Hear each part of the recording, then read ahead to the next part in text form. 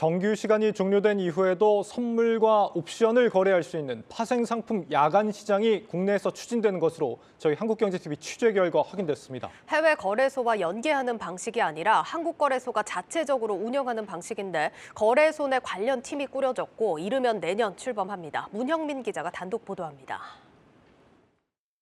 현재 정규 시장 이후 일부 파생 상품을 거래하려면 유렉스를 이용해야 합니다.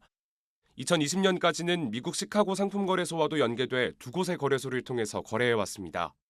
그 당시만 해도 한국 시장이 작은 시장이고 지금도 여전히 글로벌로 본다면 작은 시장이지만 그래도 한국의 이상이 그때보다는 많이 올라갔잖아요. 어느 정도 규모가 큰 시장들은 자체 운영하지.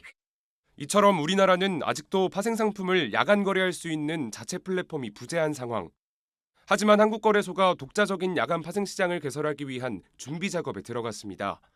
한국경제TV 취재 결과 거래소는 최근 관련 팀을 만들고 인프라 마련에 본격 착수했습니다.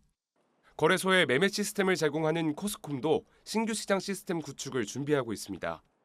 한국거래소가 직접 운용하는 파생상품 야간 시장이 생기더라도 당분간 유렉스와의 연계는 지속될 예정입니다. 국내 투자자에게 거래 편의성을 보장하면서 유렉스로 유입되는 해외 투자자도 잡겠다는 겁니다. 시장을 만드느라고 자체가 뚝딱뚝딱 처리되는 게 아니라서 수만 개발한다고 끝나는 게 아니라 모든 증권사들이라든지 관련된 증권금융이라든지 애통이라든지 다 맞물려져 있잖아요. 이에 따라 한국거래소가 직접 운용하는 파생상품 야간 시장은 이르면 내년에 출범이 점쳐지고 있습니다. 한국경제TV 문형민입니다. 사안을 단독 취재한 증권부 문형민 기자와 조금 더 알아봅니다. 문 기자, 이런 야간 파생 시장이 웬만한 나라들은 다 있다면서요? 맞습니다. 미국이나 유럽은 물론이고요. 아시아 좀 증권거래소 살펴봤더니 일본이나 싱가포르, 홍콩 다 있었습니다. 네. 특히 호주와 싱가포르는 우리나라보다 주식시장이나 상품 규모, 시장 시가총액으로 살펴봤을 때 좀 작거든요. 작은데도 불구하고 우리나라와 다르게 야간 파생 시장이 있는 겁니다. 예. 규모가 가장 큰 미국 CME의 경우에는 거래가 오전장, 오후장, 야간장으로 구분돼서 모두 23시간 매매가 가능한데요.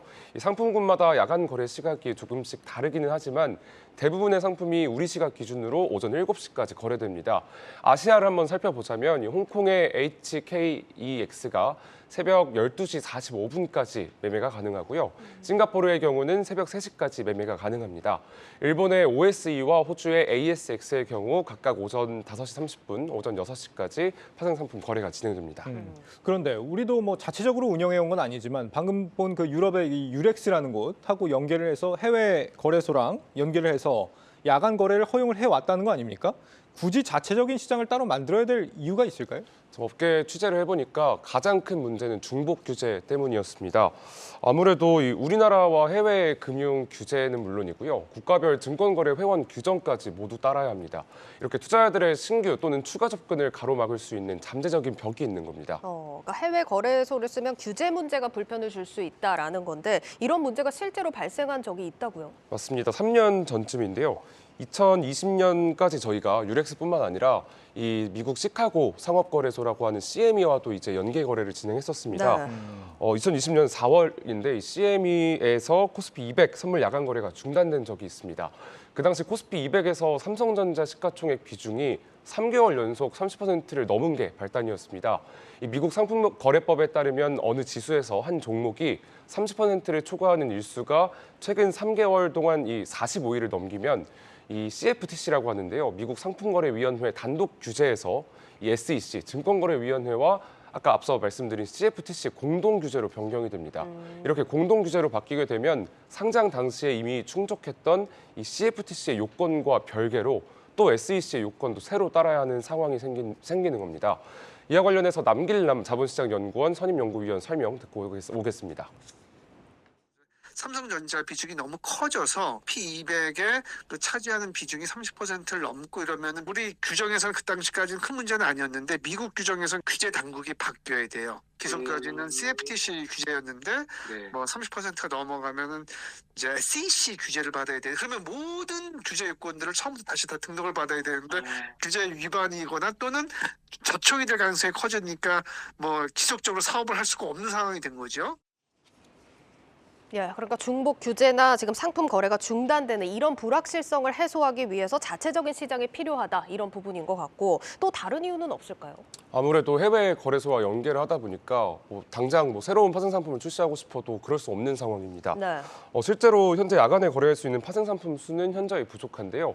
이 코스피 200 옵션을 기초 자산으로 한 선물이 지난 2010년부터 거래를 개시했는데 그 이후에 유렉스 연계 거래 대상인 이 KRX 파생 상품은 모두 5개에 불과했습니다. 특히 코스피 200 위클리 옵션, 또 미국 달러 선물, 코스피 200 선물을 기초 자산으로 한 상품은 최근 2년 안에 새로 개시된 거고요.